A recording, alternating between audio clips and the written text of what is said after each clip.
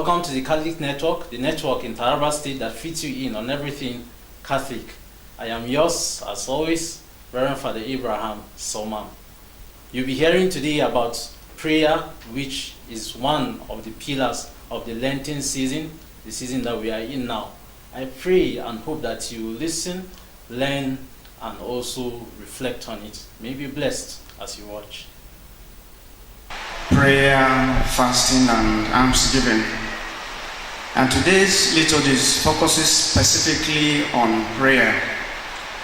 And so in the first reading taken from the book of the prophet Isaiah chapter 55, verse 10 to 11, God through the prophets assured the people of Israel that he is almighty and that it is within his power to fulfill all that his gracious will desires. And it's very important for us also to know that this assurance is also our own assurance. And so in teaching his disciples how to pray, as contained in our gospel reading of today from Matthew chapter 6, verses 7 to 15, Jesus took his time to establish this fact that God is all-knowing. And so he says, for your heavenly Father knows whatever you need even before you ask him.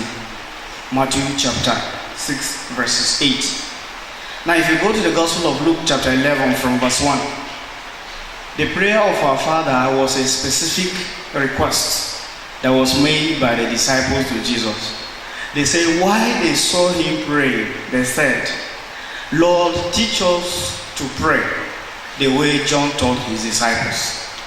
And then Jesus taught them the prayer of our Father. Our Father is called Paternoster in Latin.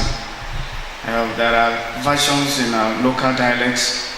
And when you go to Holy Land, where Jesus taught this prayer, you see the prayer is written in different languages, different dialects all over the world, including Igbo and Yoruba. I remember one of our group members was asking, why is it that they don't write the one for our language?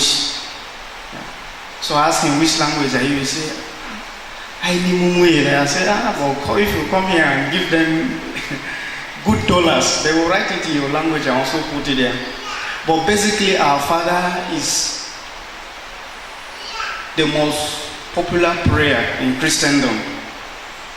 If you gather children at random and ask them to pray, you are most likely to hear them begin, Our Father who art in heaven, hallowed be thy name. So it's a prayer that is popular in Christendom. Now, it is divided into two parts.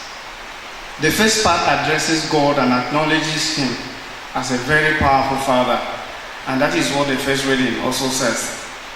The second part of our Father has 4 requests. The first 3 are free. And number 1, thy kingdom come. 2, thy will be done on earth. 3, give us this day our daily bread. But then the 4th request has a condition attached to it. And it says, forgive us our trespasses as we forgive those who trespass against us. And Jesus said it by saying, if you forgive those who sin against you, then the Heavenly Father will also forgive you. And unless we fulfill that attachment, we are not guaranteed of forgiveness from God. Now look at the 3rd request. The 3rd request talks about food.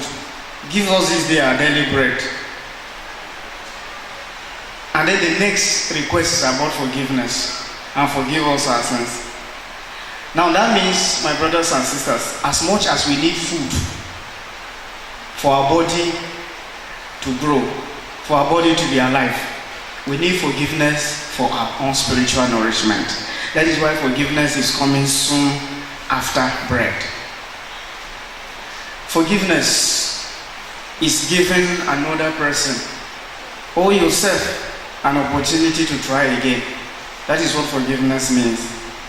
And there is no use spending many hours in prayer and many days of fasting and abstinence,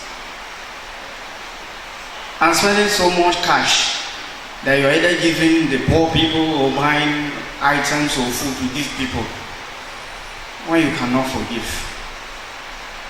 That is why after the request, Jesus attached the condition of forgiveness. Now St. James tells us that sometimes our prayers are not heard because we don't pray with free mind. That you hold your brother or your sister in mind and then you go to God to pray. God cannot answer that kind of a prayer.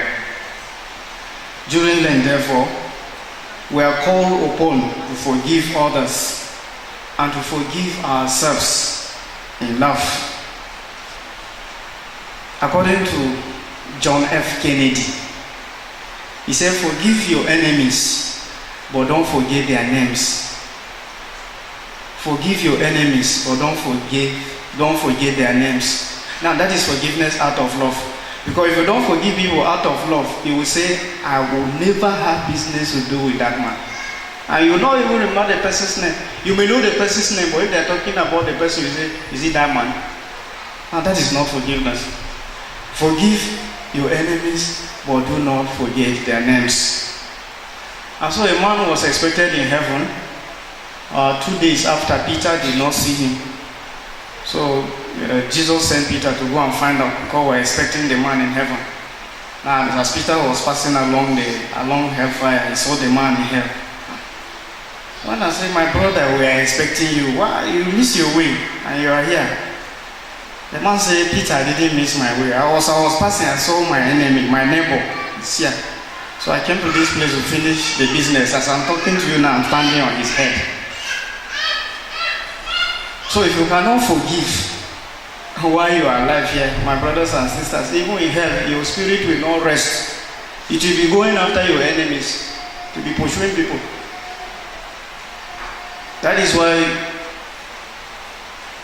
someone defined forgiveness as struggling so hard to release someone from prison. And then after releasing the person, you realize that you are the one who released yourself from prison. Because when you hold people in mind, they are going about, they are very happy, and you are the one who is sad. Even when they smile, you are angry, and they are enjoying, they are in good mood, and you say, look at himself. So when you forgive, it's you who has released yourself from the prison. So that is the challenge of Lent. So what is it that somebody has done that you cannot forgive? And if you cannot forgive, what right do you have to ask for forgiveness? Let us think about this. Yes, you have heard it all. Prayer is a very, very important tool for fighting the devil in this our age and time. They say even that if you kneel down, you will know how to stand well. So you should always be on your knees so that you'll be able to stand well, especially in this world. Thank you for watching. For sponsorship, or if you have any questions regarding this season that we are in, you can call any of the numbers you see scrolling on the screen, or you write us on the email address that you see on the screen. If you want to rewatch, you can watch us on YouTube channel at youtube.com/Catholic Network, Jalingo Diocese. Thank you very much. Remain blessed.